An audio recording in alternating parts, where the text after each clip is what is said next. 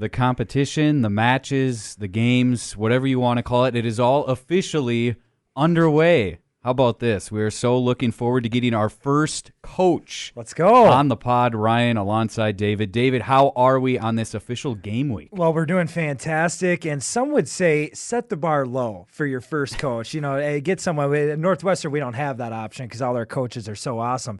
But we went for the top. We went and got Coach Aune, the head coach for the men's and women's golf teams, and the first Northwestern team to compete this year. He's already had a match. So, Coach Aune, how are you doing?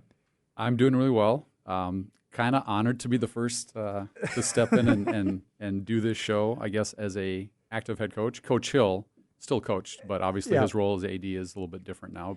Well, 34 years, so there's not many things that surprise you. You don't have a lot of firsts left to do still, but first time on a Northwestern Athletics sponsored podcast, I hope. Yes. Okay. And a little nervous, but I think I'll try to get through it. You've conquered everything that's been in your path for 34 years, so you will do awesome with this. Well, let's jump right in. We're happy to have you. We won't waste any time. The listeners don't want to hear myself and Ryan talk. They want to hear you talk. You guys are good. Come on now. I'll speak for myself. They don't want to hear me talk. They probably want to hear Ryan talk. But let's just talk a little bit. We said you're the head men's and women's golf coach. That's not it. We know that. But why don't you explain to your listeners, what are all the hats you wear? Because you do a lot of things. We know different sports, different things around the building and the fields here at Northwestern. So why don't you just tell us, what are all the hats you wear? What are all your roles?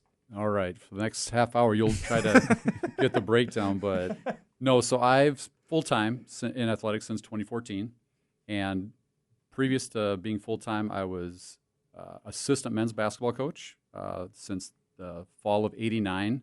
So that was a while ago. So that's the title that I have that I still hold.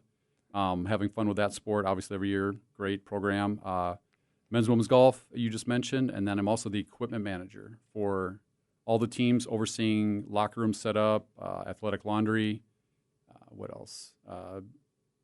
Things pertaining to the athletic gear that they would either need to wear for a match, game, contest, and then their athletic stuff. And then I also set up the gym for volleyball and basketball games. So it maybe would have been a little bit easier if we had said, what don't you do around the University of Northwestern Athletic Department? What's the busiest time of year? What's the one time a year where golf, basketball, equipment, laundry, gym setup, where it all comes together? Or is that just all the time? It's a lot, but I'd say as the golf season winds down, so we play mainly in the fall, but we're a split season, so we can play both fall and spring. But the conference tournament lands in October. Basketball starts up October 15th. The teams are hitting the stride of their season, finishing up the soccers, the volleyballs, the footballs. So I'd say middle October it gets a little crazy with trying to stay afloat. Got great student workers, so they do the lion's share of the work, but just making sure that I don't get a phone call. Hey, by the way, our uniforms never got washed, and we're playing today. I haven't gotten that yet, but I've gotten probably the night before, or we've been able to get stuff done, but it's been pretty rare. My last question on that topic, have you ever had a disaster like a purple sock in with the white jerseys, and now the white jerseys are light purple, anything like that? If I said it, no. I was going to say if I said so, the team would come after me, but we've never had the dreaded red sock that turned the white uniforms pink. There we go. So I'm very thankful for that. Yep. We'll hope that continues in the future for sure. So Yes. Obviously, you don't just wear multiple hats just stepping in right away. You have to have a path to get to this point where you have so much responsibility. Could you just share a little bit of your journey to getting to Northwestern Athletics? Yeah, so lucky to be an alum. Graduated in '89, started in the fall of '85. Got to play a sport, basketball, the last couple of years, which was a ton of fun. I was the football manager for 3 years, my freshman, sophomore, junior. So I was running, believe this or not, the same laundry machine when I started as when I took over the job in 2014. The exact same machine. So there's been a lot of renovations around the Erickson Center, but the washing machine's not one of them. So they added some machines, but they still kept old tried and true. It was still there. I was amazed. I'm like, that's the one that I used in 1985, and it still worked. Speed Queen. Shout out to Speed Queen. Can we do that? Durable. Oh, for sure. First sponsor, Speed Queen.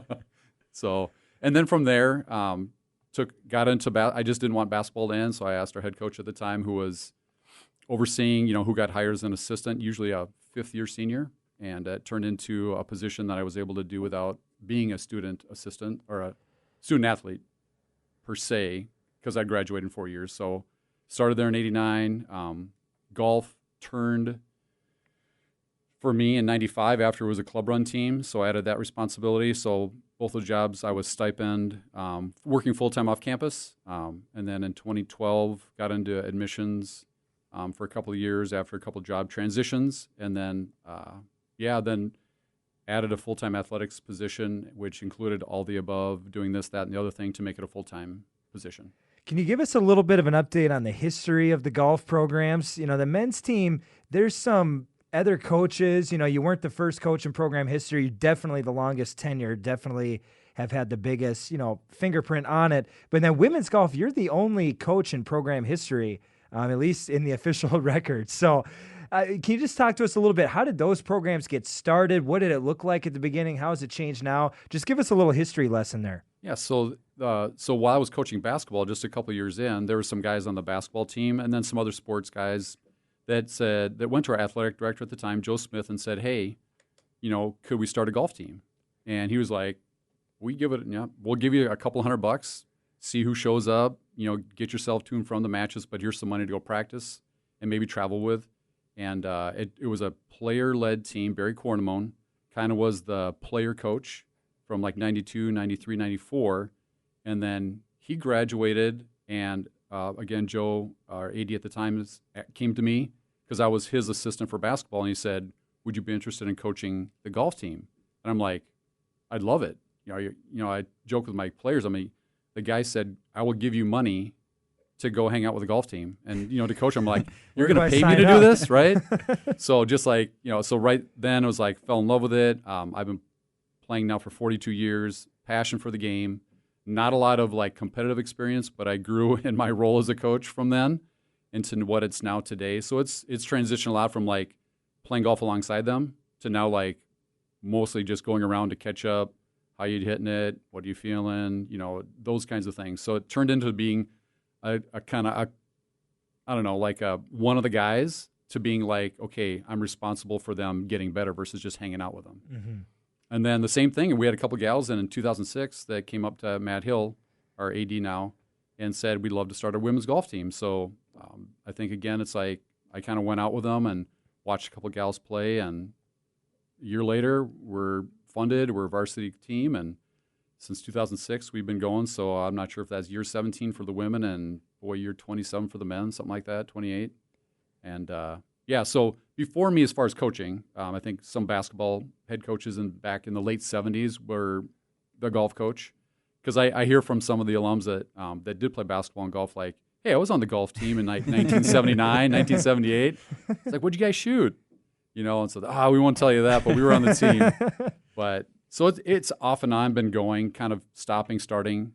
And if I knew that I could play college golf, when I showed up on this doorstep at Northwestern, I was like, I look back and I'm like, why didn't I ask that question? Because I could have been a part of something like that. But no regrets. Love coaching those teams. It's been pretty special. For sure.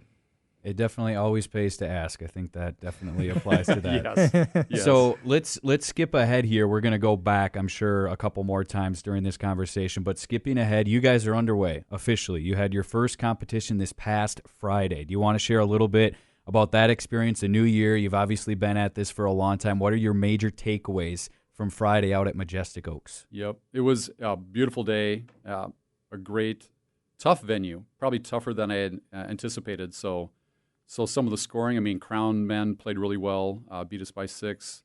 We had some guys that kind of came in on the downswing instead of the upswing. So you can tell that, front 9 36, front 9 37, and then some back nines that went the opposite direction. So you can see where the talent is there.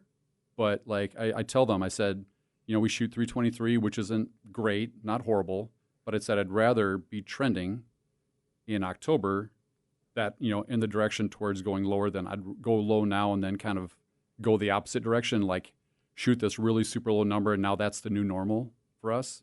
But I know where talent lies, and I know what we can do for the guys. And that was good to see them kind of put their feet to the fire and see what the mental makeup, the physical decision-making, it all, plays into what I take that shot over again? Would I do something different? And I think in their minds, they're like, yeah, I probably would do this different. So the learning curve with that.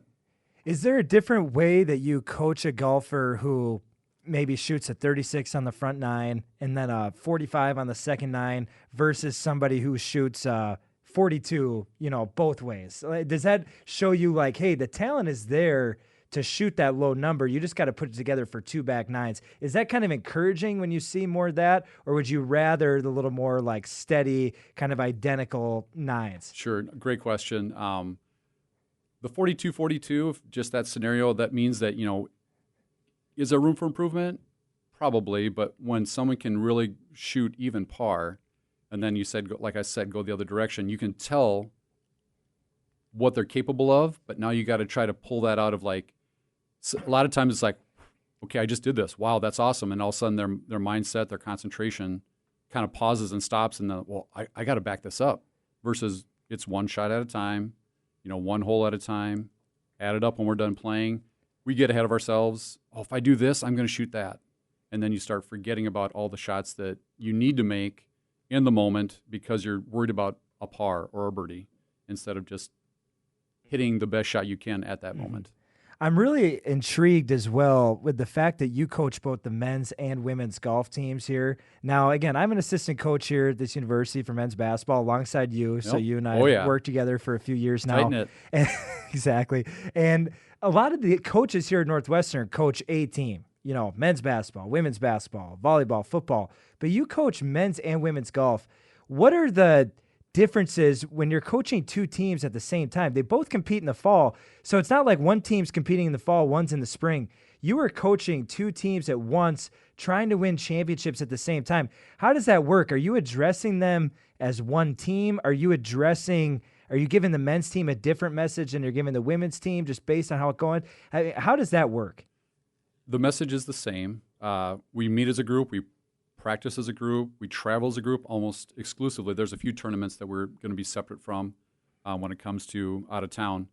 But we're one group. The message is the same. In my mind, when it comes to golf, I think how you deliver it can change because of, there's the emotions that are involved, the level of play that some have or have not experienced. So some of that comes into, can you be direct, or does it need to come a little bit softer? And it's both sides. It's not just, female, male. It's you got to kind of walk the line of like, are they able to hear the tough stuff? Do you need to kind of bring them up and then add in the inspiration or here's what can be different and better? So and I got two really good assistant coaches, and Coach Tuseth and Coach Siemens. Both played for me back in the day, which is pretty fun. But anyway, so they do a great job of being in the moment on the course, and I'm back and forth, hitting them as necessary. It's challenging, but a lot of what we do, it's set up in practice. Game day, you got to redirect, but you're setting the table in the practice rounds, in the range, getting them to understand this is what's going to take here or there, and then you got to let them loose, and you got to put a lot of trust in what they're supposed to do, because they know what they need to do, but sometimes they'll get off the rails and you try to bring back on. You bring up an interesting point there too. As a golf coach, you also coach basketball. You and I have had this conversation off air before. In basketball, as a coach, you can influence the game a little bit with substitutions and strategy. Maybe let's run this play or let's do this defense. In golf, once that tournament starts, you're kind of out of it, aren't you? I mean, there's not really substitutions and things like that you can make. So does that put extra emphasis on, man, in practice, we need to be really, really prepared? Because once this thing starts, that's kind of how it is. Very, very true. I mean, I've told this to so many people, like in basketball, timeouts, player A for player B, it's like halftime, all those things that you don't get on a golf course. It's like, next shot, next shot, next shot, and there's pace of play. So sometimes you're under the gun as far as like timing of like, we got to get through this hole, we got to keep going.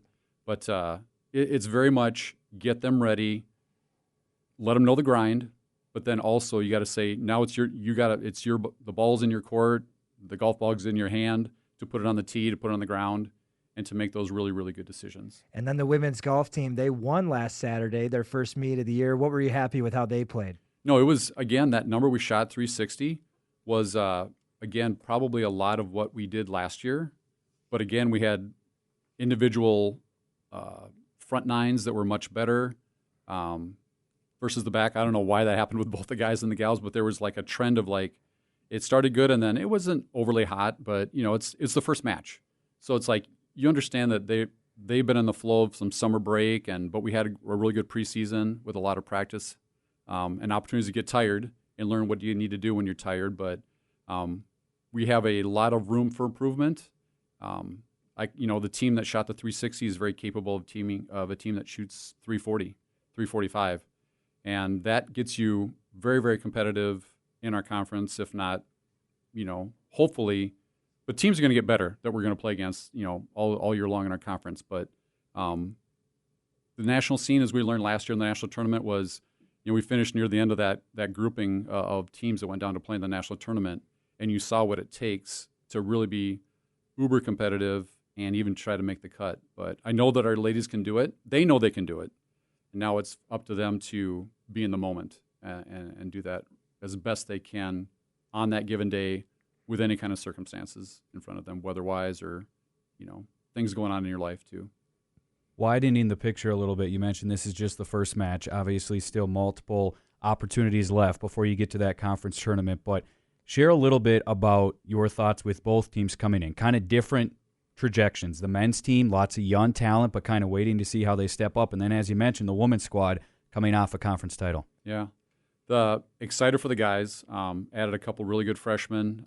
Even another one that kind of joined us that was kind of an unknown that really had a special front nine, and we won't name him because you can look him up. But no, he knows who I'm talking. I mean, most of us will know who we're talking about that were on the golf team. But anyway, but really some really energized, fun guys that really love to get after it on the course, and they are for each other, and they're literally iron sharpening iron. They're really getting after it. They're cohesive, inclusive. I mean, they're one big group that wants to play as best as they can. So it's really exciting to see where that's at with that newness. Like, I saw it watching them play high school golf. I'm like, boy, these guys could come in and really kind of give us that little injection of energy and fun and obviously good golf. So excited to where they're going. And then you flip to the ladies when it's a lot of experience that's coming back. We have one new freshman who was able to be in our top 5, and she posted that's going to be her new low, obviously career low, but hopefully, not hopefully, I know that she can go lower, and she knows that too. But there's nerves. I mean, the first tee, everyone's like, oh, I'm so nervous. And it's like, I get it, right? That will never go away. But just so they understand that, that they can do it. And we always talk about, and I'll just interject this real quick, it's like, and I've told this to some parents, I recruit the player, not the scorer. There's a guy that just lights out three-point shooter, which is great, just take another sport, but doesn't play defense. I mean, I want the person who's got the drive, who's got the wherewithal to see it through the hard stuff, which that might be family, that might be, school, academic, just things going on in their life that can really narrow the focus and really get after it. It's a true statement. Your score does not identify you. Your identity is in Christ. I mean, your score is your score. One day it can be awesome. Another day it can go downhill. But that doesn't make you any worth less or more to me, obviously, or to Christ, because your identity isn't the right thing. It's like, it's not who you are. It's what you do. And I think that's one thing that I've really tried to hit hard with this current team. Because there's even the college gals that are on our squad are very much, not heavy high school experience, but plenty, but not like tried and true. So I need to let them know that they're 95 versus they're 85. Love them regardless. The team is with them regardless. It's just that was that day. But how do we bring that 95 down? How do we keep that 85 going and drop it lower? So, so that's the message, or that's how, I can't remember the question, but I was talking. You're good. Well, sure. We'll keep rambling here. Well, we love it. I mean, that's kind of the name of the game on this show. Just start talking and see where it takes you. Going back a little bit, you just kind of talked about preparing for the first golf meet of the season. You just finished up your first off season with that beautiful golf simulator in the Erickson Center. If our listeners haven't seen it, you probably won't be able to get in. You got to be able to scan, but you can walk by it on the first floor of the Erickson Center. 3 beautiful hitting bays with awesome simulators, wood lockers, putting greens in there. How has that changed the preparation and approach of your athletes coming through this first full off season with the simulator? Yeah.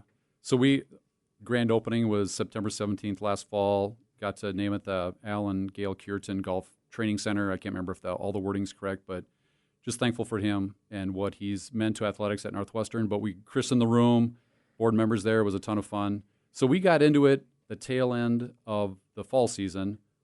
And then I told the players, I said, we've had to go off campus. We've had to hey, who knows someone that works at, a second swing that can get you in for an hour to hit somewhere. So we were very much without a home forever. And we went from pretty much nothing to everything and having, if Foresight Golf, GC Hawk is what the nicest setup is, the way in there in the back. But the technology is phenomenal. It's probably more information than I could ever figure out. But tour guys know this stuff, but we're doing a good job of learning. But I would say that room this past winter, allowed our women's team to maintain and almost improve, going into the spring season. And that was on them. I said, hey, I can't be in there with you. Your card gets you in. You've got November, December, January, most of February that you got to get out there on your own and do it. They were in there a lot. A lot of it was relational time. So that was coffee, study, Bible studies, hanging out, watching. Well, I was in the office on Super Bowl Sunday, and I walk by, and I see the Rams and Bengals on this 100-foot screen in the golf room, and I see the golf team there just cheering on the Rams or the Bengals or whoever they were cheering for. And I'm like, man, the golf team, this is the spot right here. This is it is for the golf team, and that's the one thing it's their space, which I think is really awesome that they get to say, we're going to keep it awesome. We're going to really pour into it. This is where we're going to hang out. Because it is about us, and this is how you grow that team unity, all that that can go into making who you are off the golf course, away from the range, that the things that I have control over. And I said, it's your space. I would love you to be in there as much as you can. I can't control it, but I really want you to do what you can. And so, I walk by it to my office, kind of look at them all right, some more people are in there. Whether they're studying, whether they're hitting, I'm celebrating the fact that. And the fun part is when I got coaches from other teams go your kids are in there all the time. And I'm like, great, that's what I want to hear. I want to hear that they're in the evening, they're there on the weekend. Not because I said they had to, NCAA, right? You heard that, right? but that they want to be there. And that is something that it's important to them. And that's our sport. It's so social. And that's the hard part to take it away from I golf with my buddies, my relatives, my grandma and grandpa, my mom and dad, but you put it in a competitive setting, and it does change how you operate, and that's the hard part when some guys have never had that really gut-wrenching, put you to the screws kind of experience on the golf course, and that's where getting in there, competing on the courses they play or having the range game that they play, there's nothing on the line, but there's pride. And some of those, guys and gals is I want to beat you. Right, and that's what you want to have. I want to outdo you, and then we just keep on, like I said, iron sharpening iron. But just to see them in that room allowed us to get out of the spring. Again, we played our first outdoor invite April 27th, and we were headed to the national tournament May 7th. So without having anywhere to go, we would have been in a really, really bad place. So that room kept us going. Some improvement in some of the players, the gals. And it was fun to see it just kind of catapult and see us keep those low scores coming in the springtime. Now you don't have to fear the snow as much. I mean, we get near Easter and you're saying, you know what, if we have snow, I don't love it, but it's not as bad as it used to be, right? So true. I mean, we've learned what you can and can't do in a golf room with 16 to 18 people. You got to split them up or figure out how to get them in and out so we're not hitting each other in the head with a club and the balls aren't zinging and zanging all over the place. But no, we've found a rhythm to make it all work. But it is true. I mean, it's in the past, it was all right, snow on the ground, it's raining, see you tomorrow. Where now it's all right, the guys will go at this time, the gals, you'll go at that time, and when we'll get after it and we'll get better, even that for that hour and a half, whatever. A fun one to throw at you real quick. So there's nothing like getting out on the actual course for actual competition. I mentioned Majestic Oaks. You got out there last week. You're going to be out there again. You got Pebble Creek at the end of the year for the UMAC Championship. You got Eagle Valley out there. I won't keep naming other courses, but is there one that you specifically enjoy as a coach to bring your team to? In town, out of town, does it matter? Anywhere. Anywhere. Anywhere. Yeah, yeah. There's a couple come to mind. If you say like Augusta, we might be like, okay. So we You might, guys want to come? well, for sure. We might draw the line there, but no rules besides that. No, we've been able to play in the National Christian College national tournament a few times. We played down in Palm Coast, Florida, a course called the Ocean Course, and there's a sister course, the Conservatory. They play those two venues off and on, men, women, kind of alternating. And those two are pretty special. There's really conservatory, super long, very difficult. Ocean course, beautiful views of the ocean, as it's called, but a great test of golf. And obviously, it's some awesome weather that you get to play in for the most part. Aside from that, Randall Oaks for the men. We've been down to we went down there probably in 2016, and the guys, if you're listening, you can validate this. Probably one of the funnest courses to play. Not that long, but crazy greens. Like the defense is just the speed of the greens and the slope of the greens.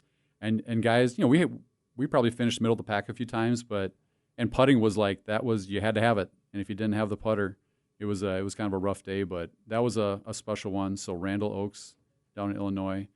I love Pebble Creek, and we've kind of like, do we try to move that venue? Do we stay there? I think it's a great test of golf. They set it up well. They keep it in great condition. I think our players enjoy it, at least my team. I've never heard like, why do we go back there? It's like, let's keep going back. Let's keep going back. So I've always enjoyed that one too. There's been some instant classic finishes at Pebble Creek too. So feels like just for nostalgic sake, we got to keep it at Pebble Creek for the UMAC. There you go. What's it mean to be coaching at your alma mater? I mean, we asked Dr. Hill the same question, and he had some really good things to say. I mean, Northwestern athletic staff, there's a lot of people who graduated from here who are back here working. I mean, I think that's probably the case at a lot of schools, but it seems like a very strong number of people who come back to their alma mater here at Northwestern. Why is that, and why is it so meaningful to you to be able to coach at Northwestern as opposed to any other school in the country? Easy answer. The why of what you're doing. I say it's the best school in the country because Christ is at the center of all that you do.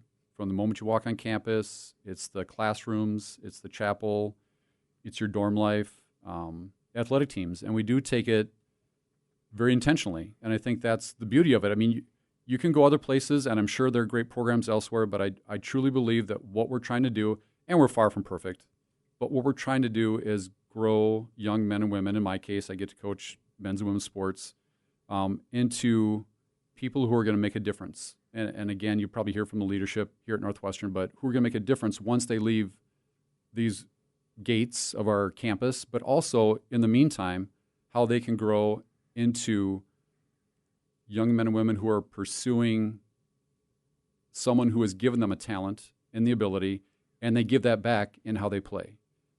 Not like looking at me, back of the jersey, pointing fingers this way. It's, whether you want to say pointing to heaven, pointing to the creator of who we are, but also the sport that we play and the giver of the gifts. We get all the joy in the world. He gets the glory. And I think getting them to understand that and know who they are in Christ and using that sport, to me, to be able to talk about that to people and say that's who we are and just, plant your flag. To me, that's why we do what we do. There's better talent, better programs than us, obviously, but why we do it is eternal in the impact that they will take. So side note, we just had an alumni gathering on Saturday from some former players from over the years, mostly guys. We had one gal that showed up, and they got to sit in a group with our current players and talk and connect about, what's it like now? This is what we did back then, and kind of telling some fun stories, but their message that they heard from we had a 2002 grad, 2003 grad there, all the way till now. I mean, they're like, Coach, I love it. I mean, I've gotten some texts back.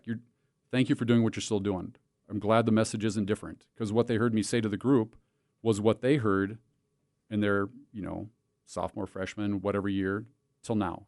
And I think that's something that they were proud that was still happening, that we have not changed because the program's gotten better, that we're not going to discount the faith element or discount something else, but everything's really important to what they experienced. It's just gotten better. And I tell them why we have the golf room is because of where we came from. We have improved and gotten better, and we need this, whether it's to be not relevant, but like this is what the program needs. And obviously our leadership was able to make that happen. But just that message of faith. And I said, it's your score is not who you are, it's what you do. Your identity's in Christ. And I think that's the biggest thing that I continue to hit with weekly, if not daily, with these kids. Last one for me, Coach. So looking back, I mean, obviously you've been here for a long time, as you mentioned, but you know what it takes to be on that mountaintop, if you will, at the end of the season and win the UMAC. I think back to the men's squad that you had that did it in that dominant run over that weekend in the fall of 2016, and then recently last year with what your women's team did, and David mentioning hanging on that last day. What's the difference in what it takes over a 3-day event as we look this year to later October? I know you don't want to rush to get there, but what does it take from your perspective to hold it, if you will, and find a way to hold those nerves in that big moment? I think it's a combination of confident, not cocky, know what you can do, not let outside noises, influences, there's no Augusta roar out of Pebble Creek, just in case anyone's wondering. So you're not going to know by the shaking of the ground that something's happening, but there's buzz. People know. But I think to me, it's so simple, shot by shot, hole by hole, looking forward to the next shot, not 2 holes ahead, not 3 holes behind you where something happened that was not good.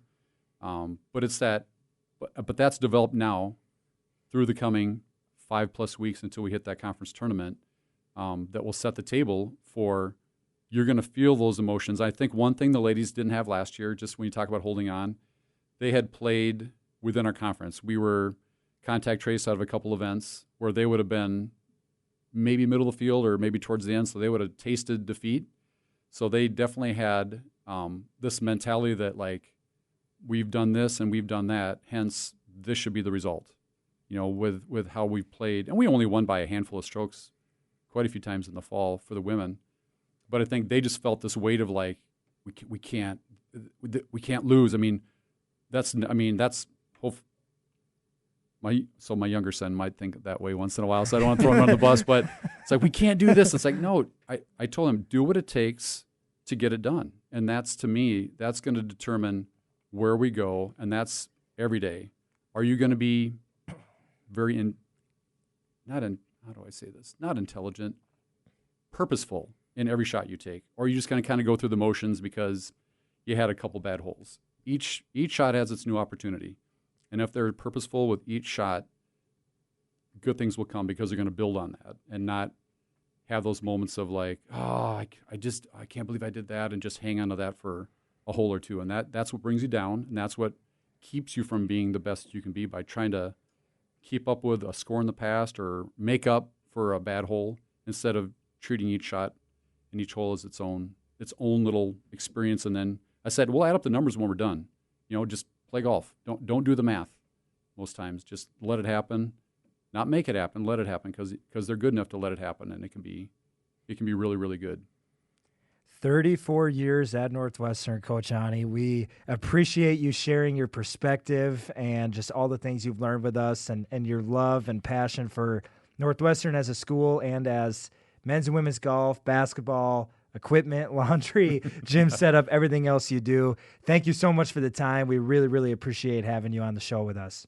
Thank you very much. I was a little nervous coming in, but you guys made me feel at home. So well, thank you. Just like you do with all the other hats that you wear, you killed it. You did awesome, so we appreciate you. Ryan, great job as always, man. Same to you, David. Let's continue to fly. This is a big week. We're ready to keep on soaring. Let's start playing. Let's play some games. Absolutely. Let's go.